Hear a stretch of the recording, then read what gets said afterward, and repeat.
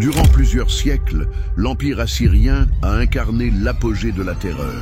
La Bible les dépeint comme le bâton de la fureur divine. Les chroniqueurs grecs ont fait état de sa cruauté démesurée. Ses propres palais sont ornés de reliefs en pierre représentant des cauchemars gravés dans le marbre, des cités embrasées, des captifs empalés, des adversaires écorchés vifs. Toutefois, des trouvailles archéologiques récentes de 2024 et 2025 exposent une réalité bien plus complexe et perturbante. Et si le régime le plus impitoyable de l'histoire n'était en fait qu'une illusion?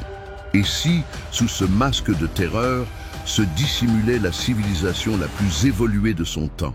Aujourd'hui, nous allons explorer les mystères cachés de l'Assyrie, une histoire fascinante. Le récit que vous vous apprêtez à écouter remet en cause tout ce que vous croyez connaître sur la Syrie, car avant de devenir les terreurs de Mésopotamie et de régner par la peur, les Assyriens étaient en réalité quelque chose d'entièrement différent, des marchands paisibles. En l'an 2025 avant notre ère, la petite cité-État d'Assur, localisée sur les rives du Tigre, dans ce qui est aujourd'hui l'Irak, se distinguait simplement comme un lieu de commerce florissant. Les habitants n'avaient pas de visée territoriale. Ils troquaient de l'étain venu d'Asie centrale et des étoffes babyloniennes en échange d'argent en Anatolie. C'était une communauté cosmopolite et paisible, où les familles cohabitaient en harmonie et les commerçants parcouraient des milliers de kilomètres pour réaliser des transactions. Ce passage de commerçant à conquérant n'a pas été progressif ou spontané. Il s'agissait d'une démarche intentionnelle et réfléchie. Selon les recherches récentes de l'historien Eckhard Fram, exposé dans son ouvrage de 2023 intitulé « Assyrie, l'ascension et la chute du premier empire du monde », cette expansion a été initiée par une succession de crises que des dirigeants opportunistes ont su exploiter pour légitimer leur extension. Les tablettes cunéiformes récemment décodées indiquent que l'Assyrie a vu le jour avec ce que les chercheurs appellent une constitution mixte, un régime semi-démocratique où les décisions majeures étaient prises en conseil. Cependant, tout a basculé quand les épidémies ont ravagé la région et que les dirigeants ont saisi une opportunité en or de convertir un réseau commercial en un territoire de terreur. Le tournant a été marqué par le règne de Tiglath-Pileser III, qui a gouverné de 744 à 727 avant notre ère.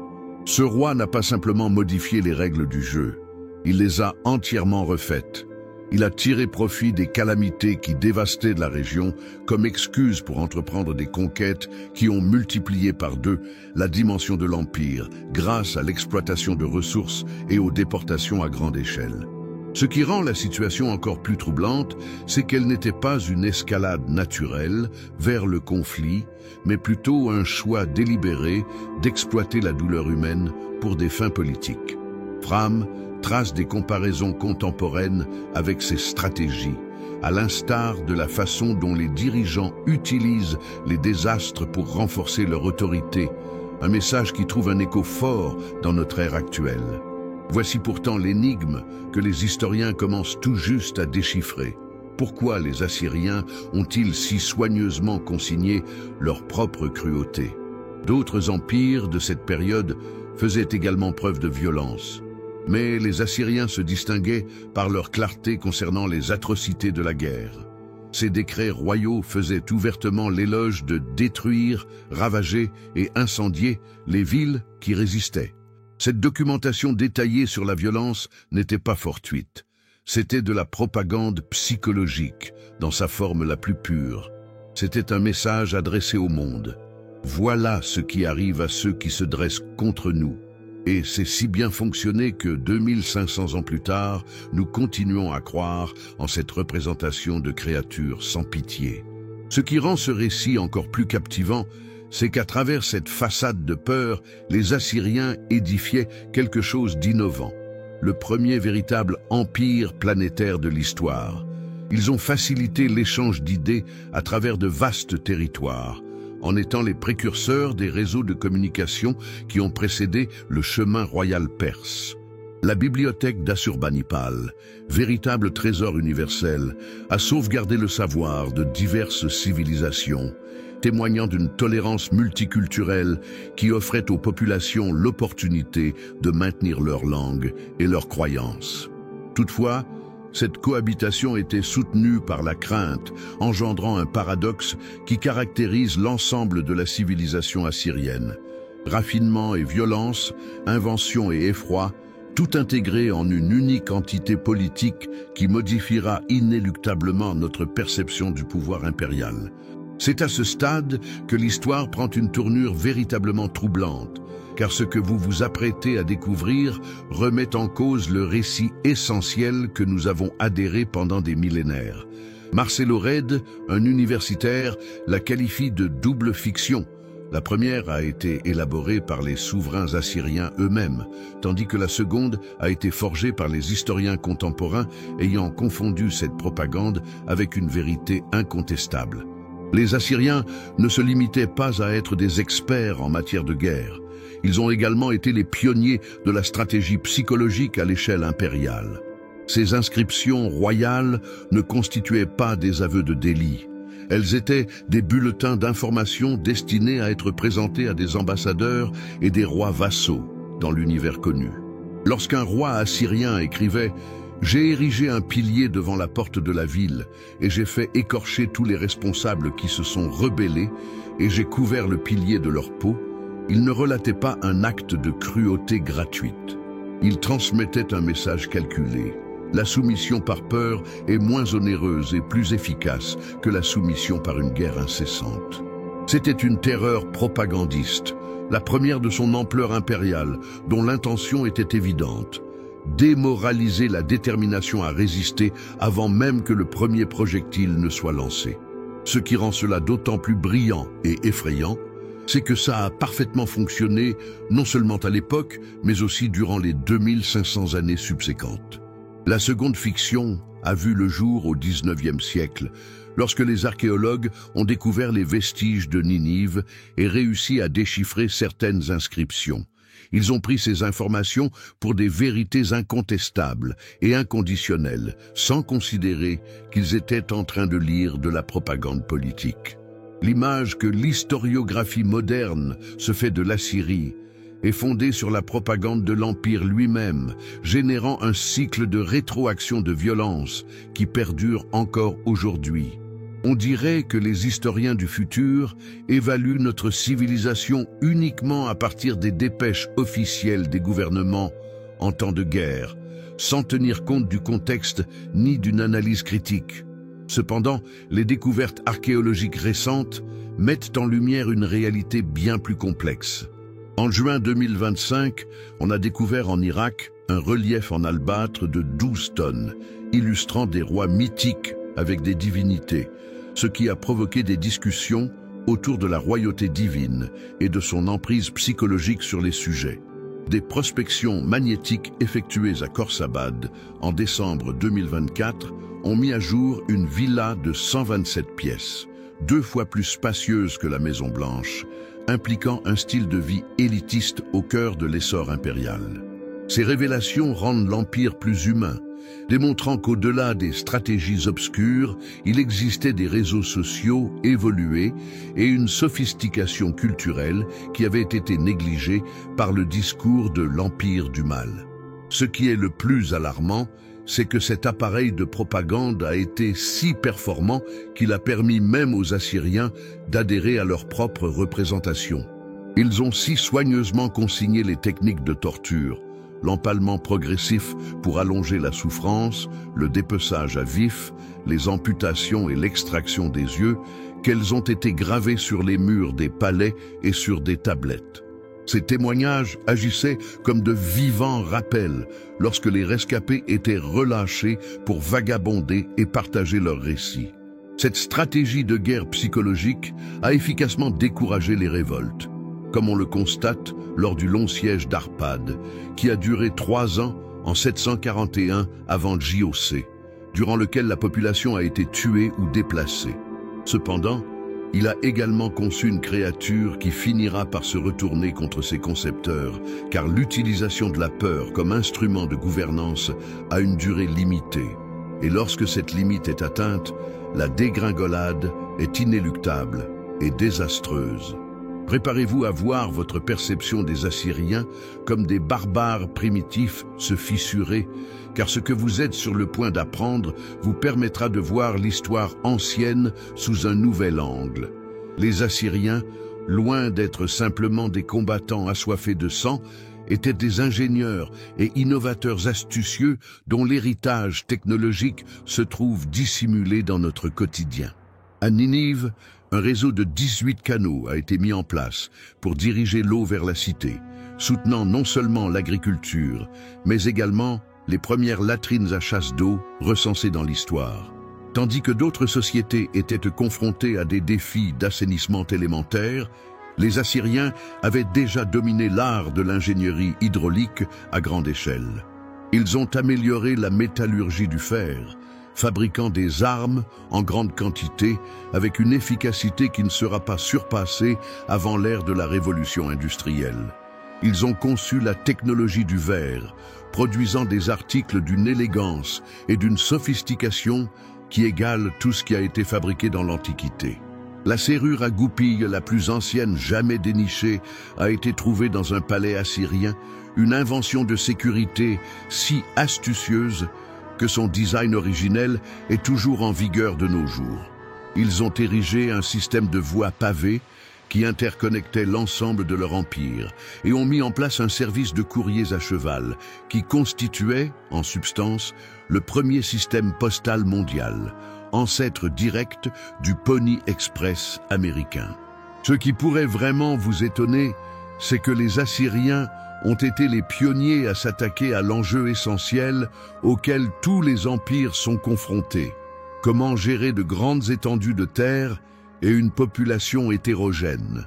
Ils ont également mis au point des stratégies que tous les empires suivants ont imitées.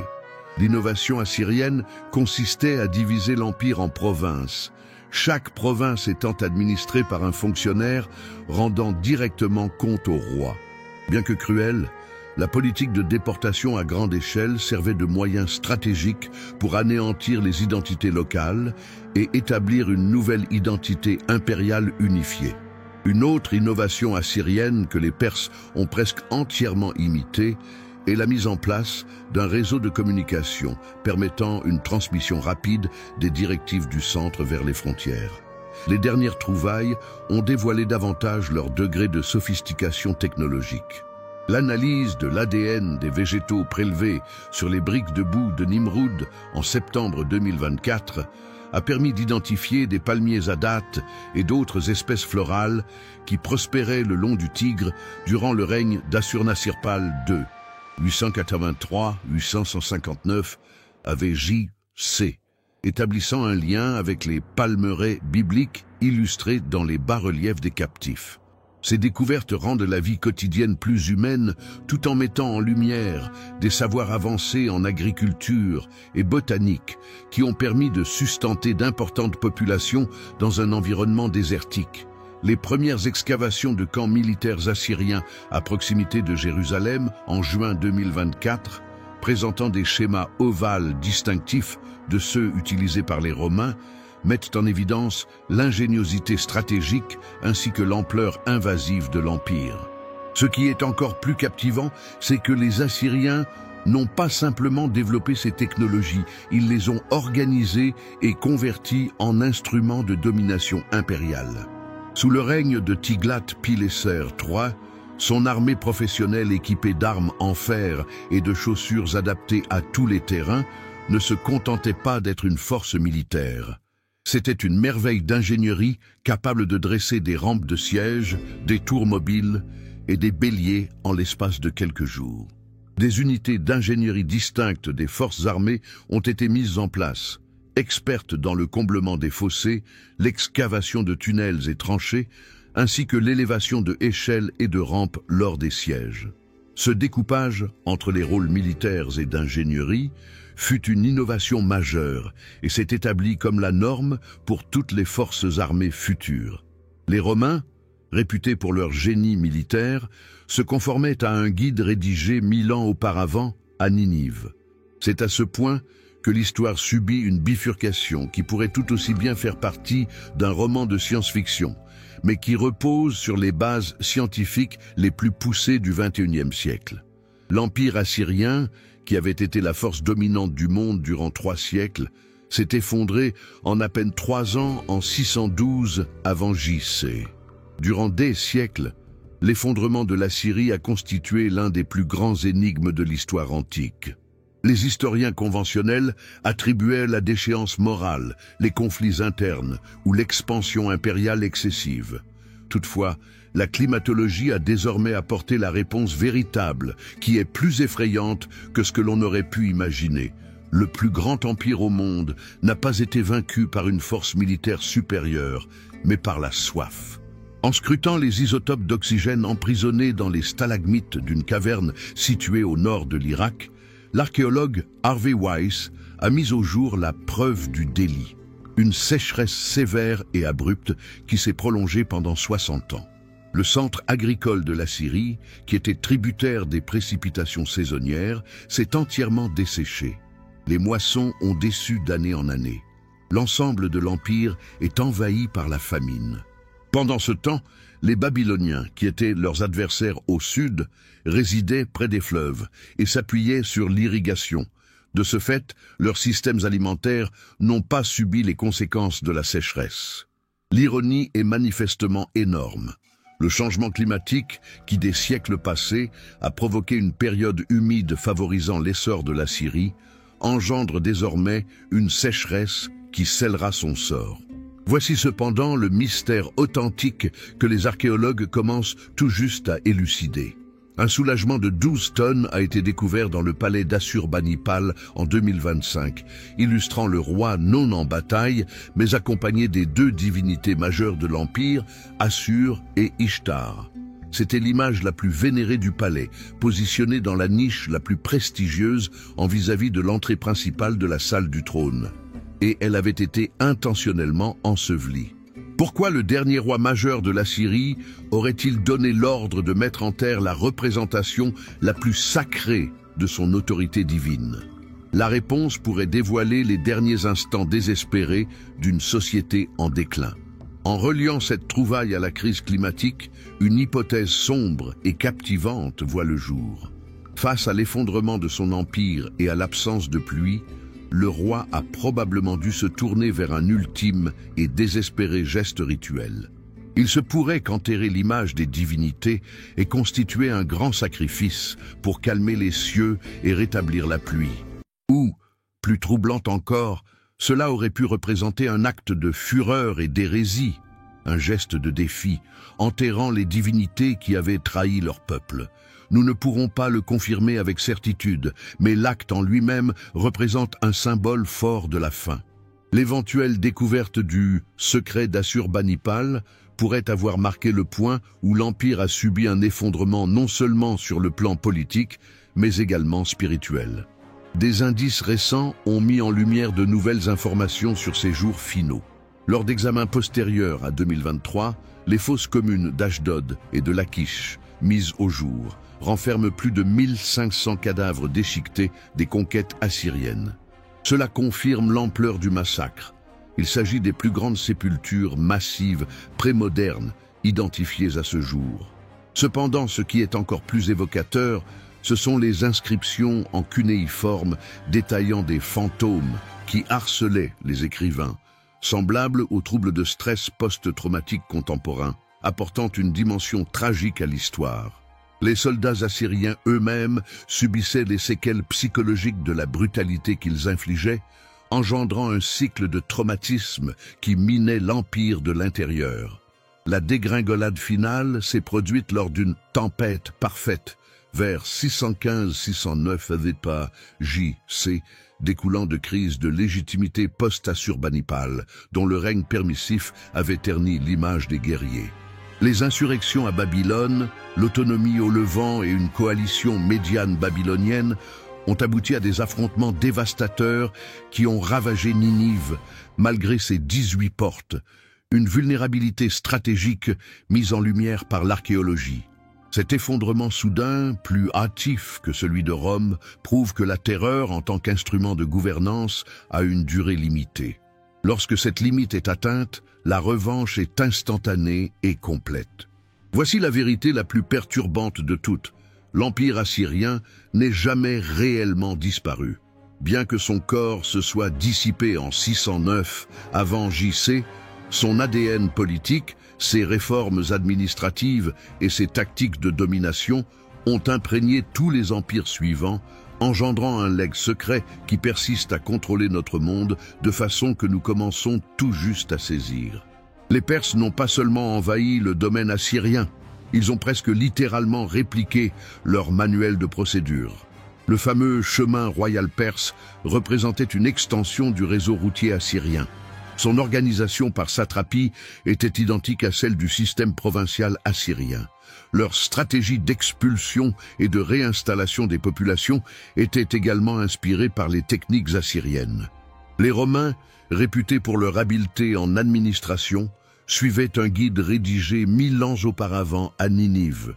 Toutes ces tactiques de siège, ces engins de guerre et son réseau de communication militaire avaient des origines assyriennes.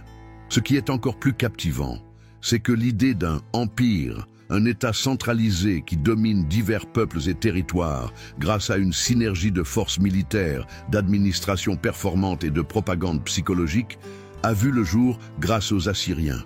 Avant l'émergence de la Syrie, on comptait des royaumes, des cités-États et des confédérations tribales. Une fois la Syrie disparue, le monde a perdu sa semblance d'une manière irréversible. L'héritage assyrien dépasse largement le domaine de la politique et de la guerre. Ces avancées technologiques se sont intégrées à notre vie quotidienne de manière souvent méconnue. Le système de poids et mesures uniformisées qui facilitait le commerce interurbain, le principe des contrats juridiques, l'emploi de cachets personnels pour certifier les documents et même la notion de bibliothèque structurée avec des systèmes de classement, toutes ces avancées assyriennes se sont transformées en piliers de la civilisation citadine. Quand vous manipulez une clé pour déverrouiller votre porte, vous faites appel à une technologie que les Assyriens ont améliorée il y a 2700 ans. Cependant, la Syrie a peut-être laissé derrière elle le legs le plus profond et préoccupant, à savoir la démonstration que la propagande peut surpasser la réalité en puissance. Les Assyriens ont élaboré une représentation d'eux-mêmes si impressionnante, si redoutable et si persistante que cette représentation s'est transformée en leur réalité historique. Ils ont été pionniers en saisissant que, dans l'ère de l'information, la perception prime sur la réalité des faits. Cette leçon n'a pas été perdue dans les empires suivants, et elle n'est certainement pas perdue dans les gouvernements actuels. La guerre psychologique des Assyriens est le précurseur direct de la propagande contemporaine, des actions psychologiques militaires et de ce que nous désignons actuellement sous le terme de guerre de l'information. Les actuels descendants de la nation assyrienne, ayant résisté à 2600 ans de persécution et de génocide, incluant le Saïfo durant les années 1910 et les assauts du EIS entre 2014-2017, préservent non seulement leur identité ethnique, mais également leur mémoire historique.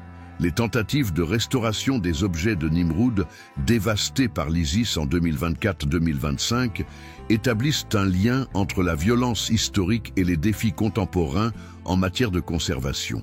Les débats sur les plateformes de médias sociaux de 2024-2025 concernant les fosses communes et les identités chaldéennes, nestoriennes, révèlent des polémiques persistantes, associées à des aspirations séparatistes liées aux entreprises coloniales britanniques qui ont démembré la région. Ce qui rend ces découvertes encore plus captivantes, c'est que les analyses ADN de végétation et de tablettes montrent des structures sociales complexes. De plus, une trouvaille faite en 2025 à Yassıöyük, en Turquie, a révélé des colonies commerciales, faisant le lien avec des mentions de divinités védiques dans des documents hittites, ce qui suggère des échanges indo-européens d'une ampleur insoupçonnée. L'Empire assyrien n'était pas qu'une force régionale, C'était la première véritable manifestation de mondialisation, tissant des réseaux commerciaux, de communication et de domination culturelle qui s'étendaient de la Méditerranée jusqu'à l'Asie centrale.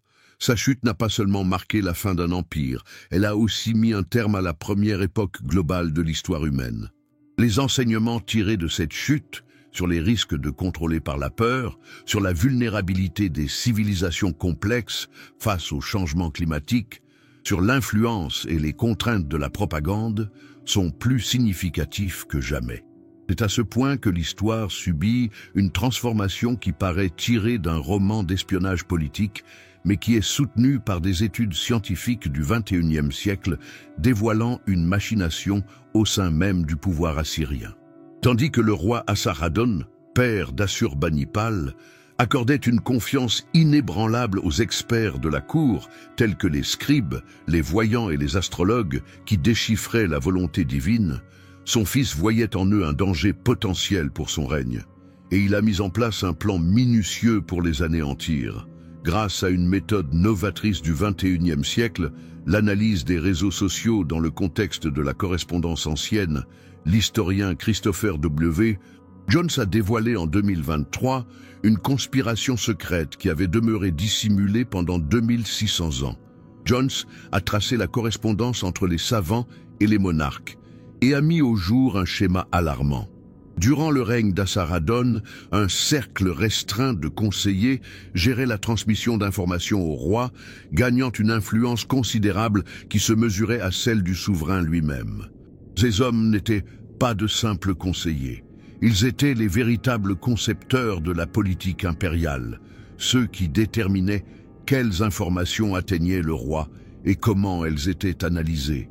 Ils avaient un contact direct avec le souverain, influençaient les choix militaires et religieux et avaient établi un réseau de pouvoirs parallèles qui mettait en péril l'autorité royale. Quand Assurbanipal accéda au trône, ce système de pouvoir fut méthodiquement démantelé avec une minutie qui aurait impressionné Machiavel. Les lettres ont tout simplement arrêté de parvenir. L'accès a été graduellement, mais inexorablement interrompu.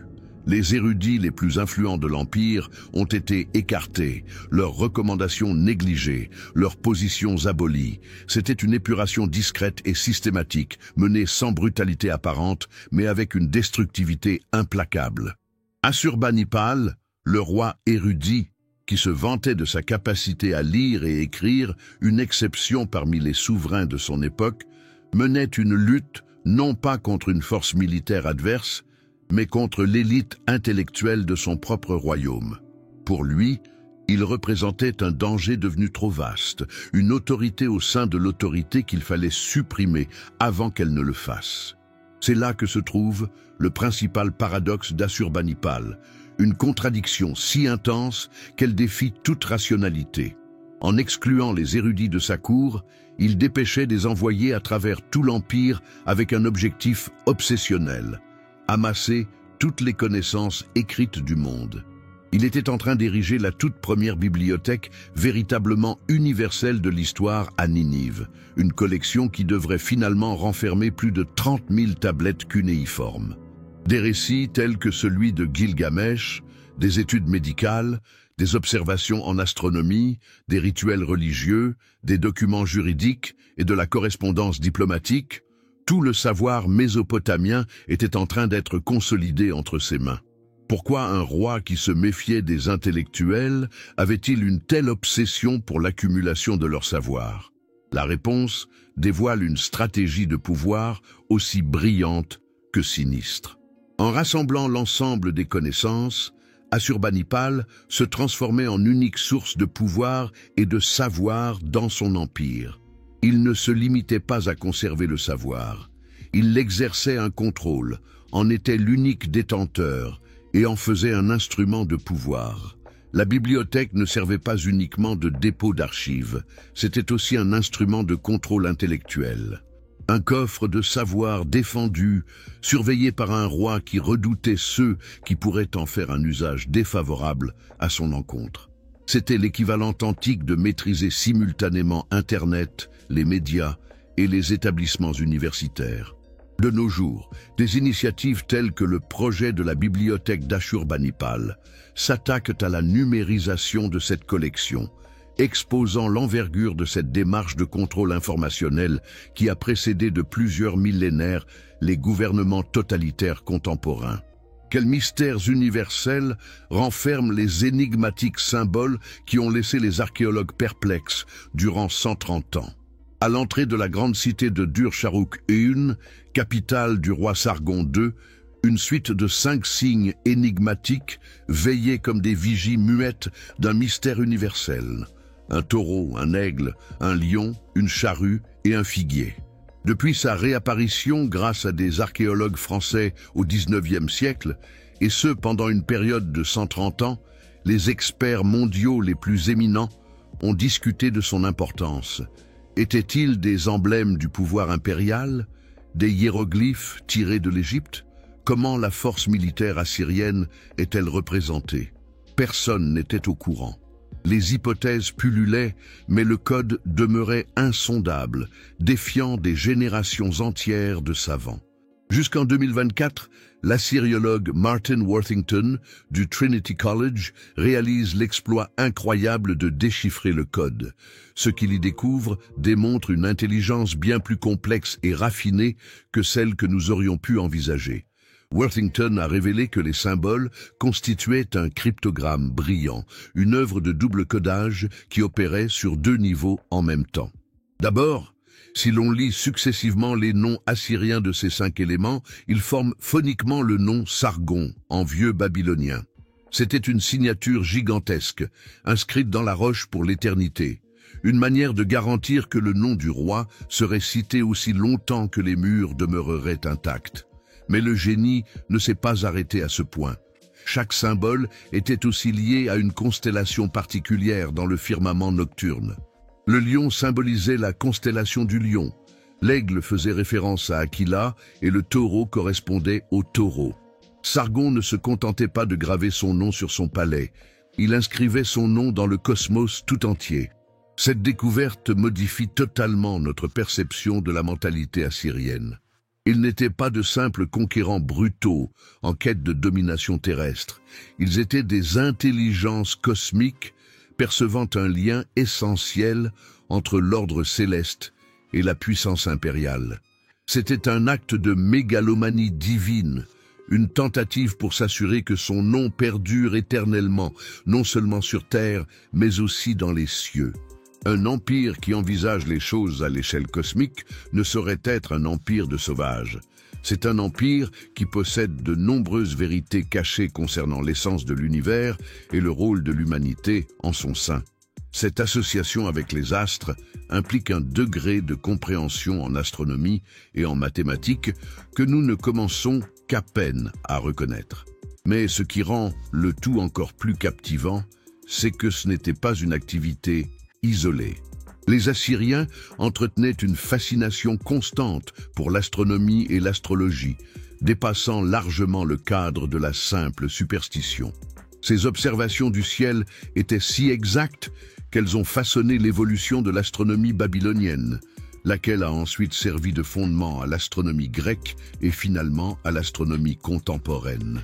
Ils conservaient des archives précises des éclipses, des déplacements planétaires et des événements célestes qu'ils exploitaient à la fois pour des rituels religieux et pour l'organisation de leurs activités agricoles et militaires. Le système de calendrier actuel, qui comprend 12 mois et 60 minutes par heure, découle des systèmes de mesure temporelle élaborés en Mésopotamie durant l'époque assyrienne. Il est encore plus préoccupant que ces codes stellaires aient pu constituer une partie d'un ensemble de savoirs bien plus étendu qui a été largement égaré. Les coutumes assyriennes relatives aux dieux du ciel résonnent avec les récits les plus antiques de leurs ancêtres, les Sumériens, et de leurs divinités, les Anunnaki. Ces histoires de créatures célestes ont donné lieu à une multitude de théories conspirationnistes contemporaines relatives aux astronautes anciens. Malgré leur caractère spéculatif et controversé, ces théories soulignent une réalité plus profonde. Le lien entre les Assyriens et l'univers était essentiel à leur perception du monde.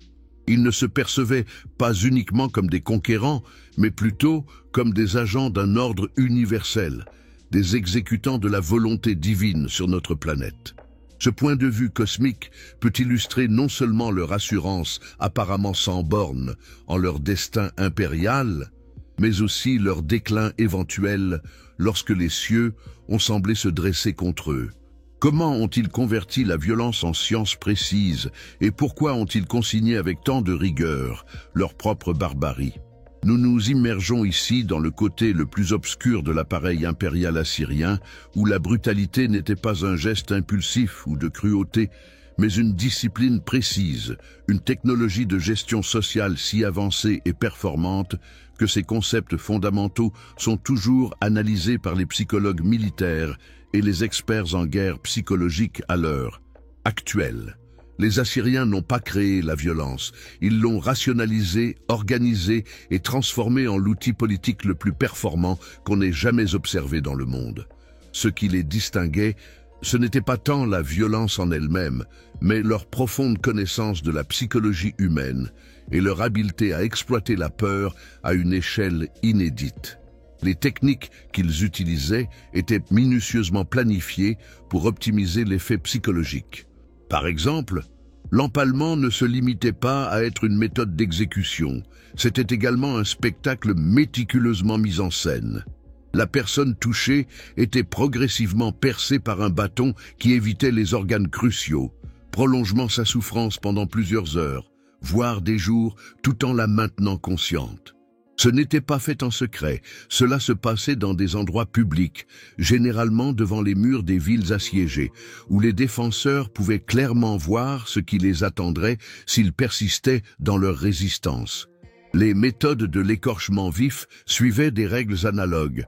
La victime était dénudée en bande pendant qu'elle était encore en vie, puis sa peau était affichée sur les murs urbains comme une mise en garde constante. Mais voici ce qui dénote réellement l'élégance de leur dispositif. Ils n'éliminaient pas tout le monde. Ils épargnaient délibérément des survivants, des individus qui avaient assisté aux atrocités, mais qui avaient été précisément préservés pour pouvoir se déplacer dans le monde et partager leurs récits. Ces mémoires vivantes étaient fréquemment défigurées. On leur tranchait les mains, on leur ôtait les yeux, on leur sectionnait le nez, mais on les maintenait en vie. Ils étaient comme une propagande vivante, des preuves tangibles de la force assyrienne qui se déplaçait de cité en cité, de royaume à royaume, semant la peur avant même l'arrivée des forces assyriennes à l'horizon. C'était un réseau d'informations psychologiques qui opérait de manière plus efficace que n'importe quel système de communication de cette époque. Les expulsions à grande échelle qui ont débuté sous le règne d'Adad-Nirari, 307-1275 avant notre ère, J.C., a été tout aussi calculé. Ce n'était pas simplement une question d'esclavage ou de génocide, c'était une forme d'ingénierie sociale à grande échelle. Pour prévenir des perturbations inutiles, les familles étaient maintenues intactes.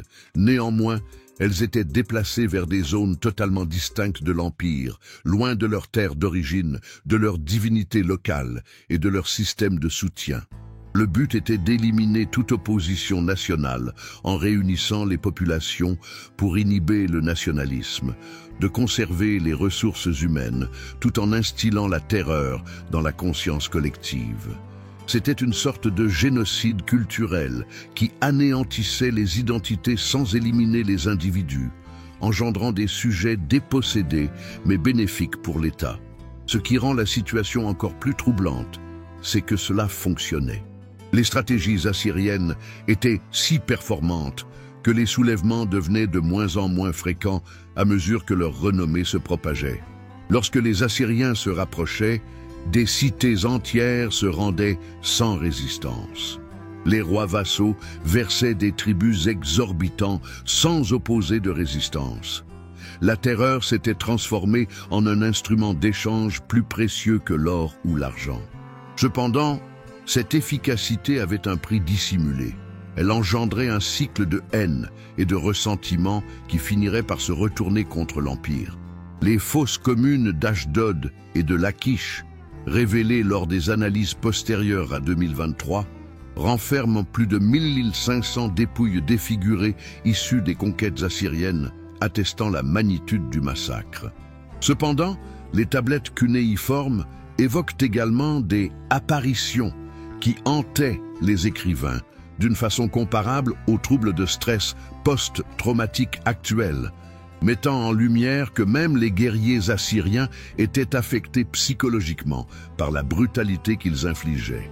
L'usage de la terreur comme instrument de gouvernance avait un terme, et lorsque ce terme a été atteint, la rétribution a été prompte, complète et dévastatrice. Ce que vous allez découvrir pourrait révolutionner votre perception de la mondialisation, car il se trouve que ce processus que nous percevons comme contemporain a ses origines dans les dunes de Mésopotamie, il y a 2700 ans. Les Assyriens n'ont pas juste bâti un empire, ils ont établi le premier véritable système global de l'histoire de l'humanité, un réseau de commerce, de communication et d'influence culturelle qui s'étendait des rivages méditerranéens jusqu'aux montagnes d'Asie centrale. C'était un outil de liaison qui transportait non seulement des troupes et des tribus, mais également des concepts, des innovations, des langues et des cultures à une envergure qui ne serait plus observée avant l'époque contemporaine. Le réseau routier des Assyriens représentait plus qu'une simple voie de circulation. C'était en quelque sorte l'équivalent de l'Internet à l'époque antique. Il ne s'agissait pas de simples chemins de terre, mais bien d'autoroutes revêtues, dotées de relais tous les 30 km, où les coureurs pouvaient changer leur monture et continuer leur trajet sans arrêt. Une information pouvait être transmise de Ninive aux confins de l'Empire en Égypte en moins de 7 jours, une rapidité de transmission qui ne sera surpassée qu'avec l'apparition du télégraphe. Ce qui faisait véritablement de ce système une innovation majeure, c'était son association avec un réseau de renseignement qui aurait marqué l'esprit des agences d'espionnage contemporaines. Les Assyriens maintenaient un système d'espions, d'informateurs et d'agents actifs à tous les échelons de la société à travers le monde connu. Des commerçants rapportant les déplacements militaires, des prêtres décrivant l'humeur des communautés locales, des diplomates jouant le rôle d'agents secrets. Grâce à ce système de renseignement, les monarques assyriens étaient en mesure de prendre des décisions avisées concernant la diplomatie, l'organisation militaire et la gestion interne avec une précision que leurs adversaires étaient incapables d'égaler. C'était un dispositif de contrôle global qui a précédé de plusieurs millénaires les structures modernes de renseignement, mais qui opérait sur le même principe fondamental. L'information représente le pouvoir, et celui qui détient l'information détient le monde. Ce qui caractérisait véritablement le système assyrien, c'était sa faculté d'incorporer la diversité culturelle sans l'anéantir entièrement. À l'opposé d'empires qui imposaient leur culture par la contrainte, les Assyriens ont mis en place ce que les chercheurs contemporains désignent comme l'impérialisme multiculturel. Ils autorisaient les populations conquises à conserver leur langue, leurs pratiques religieuses et leurs traditions locales, à condition qu'elles reconnaissent la domination assyrienne et s'acquittent de leurs tribus. Cette tolérance n'était pas un acte d'altruisme, mais une question de pragmatisme pur. Il était plus simple et moins coûteux de diriger des communautés qui maintenaient leur structure sociale traditionnelle, plutôt que de tenter d'imposer une culture entièrement nouvelle. Le résultat a été un empire qui opérait comme une fédération de cultures liées par la peur et l'intérêt économique. Les récentes découvertes ont mis en lumière la complexité de ces réseaux à l'échelle mondiale. Une trouvaille en 2025 à Yasu-Öyük, en Turquie, a mis en évidence des colonies commerciales assyriennes qui reliaient des références à des divinités védiques dans des accords hittites, indiquant des échanges indo-européens beaucoup plus étendus que tout ce que nous avions envisagé jusqu'à présent. L'analyse de l'ADN végétal, obtenue à partir des briques de Nimroud en 2024, a mis en lumière des réseaux de commerce qui introduisaient des espèces étrangères provenant d'Inde et d'Afrique, établissant ainsi des jardins botaniques impériaux qui fonctionnaient comme des centres de recherche agronomique. Ce n'était pas juste des ornements, c'étaient des installations où l'on testait des cultures susceptibles d'alimenter les vastes populations de l'Empire.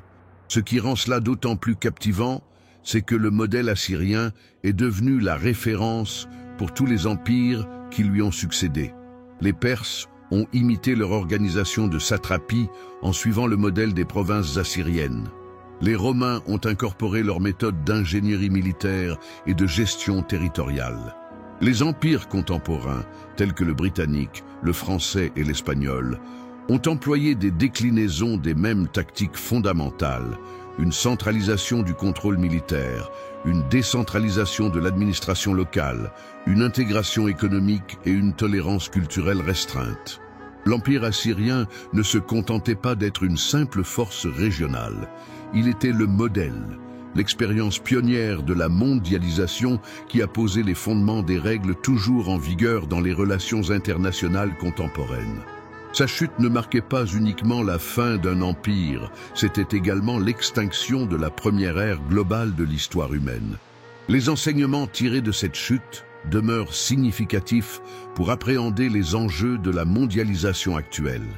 Nous avons atteint le point culminant de la révélation finale, où chaque élément du puzzle se joint pour créer une représentation plus incroyable, plus complexe et plus troublante que tout ce que l'on aurait pu concevoir.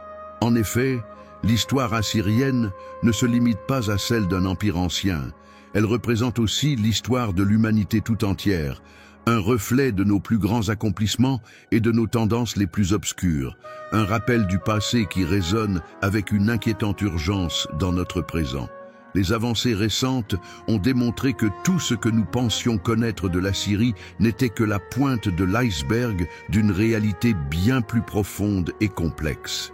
En effet, l'Assyrie a été la première tentative de l'humanité d'établir une civilisation réellement globale. Ses réussites et ses échecs renferment des enseignements essentiels pour notre futur. Ils ont été les pionniers dans l'identification des enjeux cruciaux auxquels nous faisons toujours face aujourd'hui. Comment administrer des groupes hétérogènes? Comment assurer la stabilité dans un univers connecté? Comment concilier le pouvoir centralisé avec l'indépendance locale? Comment tirer parti de la technologie pour la surveillance sociale? Et comment gérer les crises climatiques compromettant la pérennité de notre civilisation? Pour chacun de ces défis, les Assyriens ont élaboré des solutions qui étaient à la fois brillantes et efficientes, mais qui se sont finalement révélées insoutenables. Son dispositif de propagande psychologique était si raffiné qu'il a induit en erreur non seulement ses adversaires, mais également l'histoire elle-même. Ils ont façonné une représentation de violence impitoyable qui était, dans une grande mesure, un mirage habilement élaboré. Effectivement, ils ont fait preuve de violence, mais pas plus que d'autres empires à cette période. La distinction résidait dans le fait qu'ils consignaient soigneusement leur violence et la promouvaient de manière offensive en tant qu'instrument de prévention. Il s'agissait de la première opération de choc et effroi dans l'histoire, destinée à démoraliser l'ennemi avant même le début des véritables combats. Cependant, cette tactique comportait un prix secret. Elle instaurait un cycle de haine et de rancœur qui finirait par se retourner contre eux avec une rage dévastatrice. Sa chute n'a pas été due à la décadence morale ou à une expansion militaire excessive, comme l'ont affirmé les historiens conventionnels. Cela résulte d'un cocktail explosif de facteurs, dont le cataclysme climatique, une crise de légitimité politique et la revanche cumulée de siècles d'angoisse psychologique. La gigantesque sécheresse de 60 ans qui a ravagé sa région agricole n'était pas simplement une calamité naturelle. Elle a en effet constitué le coup fatal infligé à un système déjà fragilisé de l'intérieur. Quand les précipitations ont cessé et que les moissons ont avorté, l'accord tacite qui assurait la cohésion de l'Empire, protection en retour de soumission, s'est effondré. Les sujets qui avaient été terrorisés et soumis pendant des générations ont finalement trouvé une chance de se venger, et ils l'ont emparé avec une violence comparable à celle de leurs anciens tyrans. Cependant, la leçon sans doute la plus capitale tirée de l'Assyrie est que la civilisation est bien plus vulnérable qu'on ne veut souvent le reconnaître. Un empire ayant régné sur le monde pendant 3 siècles s'est écroulé en moins de 3 ans. Une civilisation qui avait réalisé des prouesses d'ingénierie, d'art et de littérature a été si totalement disparue que ces cités se sont transformées en tertres de terre que les Bédouins ont délibérément évité, les considérant comme maudites. Les savoirs accumulés au fil des millénaires ont disparu, les réseaux commerciaux se sont effondrés et l'humanité a sombré dans une période de division et de conflits qui pourrait s'étendre sur des siècles. Toutefois, l'héritage assyrien a perduré de façon que nous commençons tout juste à comprendre. Ses percées technologiques, ses structures administratives, ses tactiques de domination, ainsi que ses méthodes de propagande ont pénétré toutes les civilisations qui ont suivi. Dans de nombreux aspects, nous sommes les successeurs de l'Assyrie, partageant à la fois ses triomphes et ses revers. La question à laquelle nous devons réfléchir est de déterminer si nous avons tiré des leçons de leurs fautes ou si nous sommes voués à les reproduire. Dans un univers où le réchauffement climatique met en péril la stabilité globale, où la désinformation numérique peut influencer de vastes populations, où les disparités économiques suscitent le mécontentement social, et où les réseaux de communication à l'échelle mondiale peuvent se désintégrer tout aussi vite qu'ils ont été établis, les enseignements de l'Assyrie dépassent largement le cadre de l'histoire ancienne. Ils constituent une mise en garde pressante pour notre futur. L'histoire de l'Assyrie, en définitive, est aussi notre propre histoire. Une espèce apte à accomplir des merveilles et des atrocités avec la même intensité, une civilisation qui peut toucher les étoiles tout en demeurant exposée aux forces les plus primordiales de la nature et de l'homme. Sa montée en puissance et son déclin nous enseignent qu'il n'existe aucune certitude dans l'histoire, que l'avancement n'est pas garanti et que même les empires les plus forts peuvent se dissiper comme de la brume au souffle du vent. Cela nous rappelle néanmoins que la connaissance, la créativité et la capacité humaine à innover peuvent subsister même après les désastres les plus ravageurs, attendant d'être réexploités par les futures générations qui, espérons, feront preuve de plus de sagesse que leurs ancêtres.